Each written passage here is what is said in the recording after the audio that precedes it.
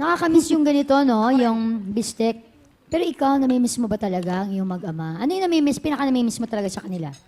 Yung nandun kami sa bed lang, tapos nagyayakapan.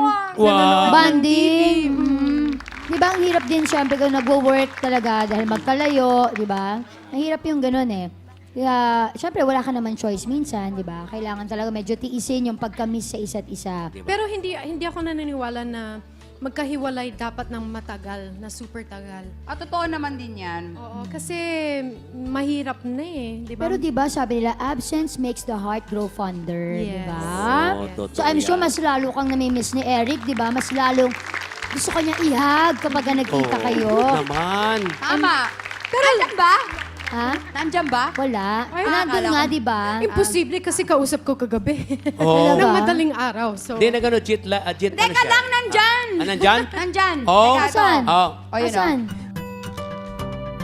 11 years ago, noong June 9, 2003, natuldukan ang relasyong nagsimula sa isang childhood friendship at humantong sa isang lifetime commitment. At ang mapalad na nakasungkit ng susi sa puso ng ating dream girl ay walang iba kundi ang isa ring kalog, passionate at mapagmahal na si Eric Villarama. Ang pagsasamang puno ng pagmamahal at kakalugan, lumevel up ng a year after their wedding, isinilang ang kanilang pride and joy na si Joshua Paul o JP na ngayon ay bibong little boy na. Bilang husband, 5 stars ang rating ni Donita kay Eric. And today, June 9, naka-11 years na sina Eric and Donita. 11 years and still counting the days, months, and years of marital bliss. Kahit pa ngayon ay pansamantalang magkahiwalay sila, they are still stronger than ever.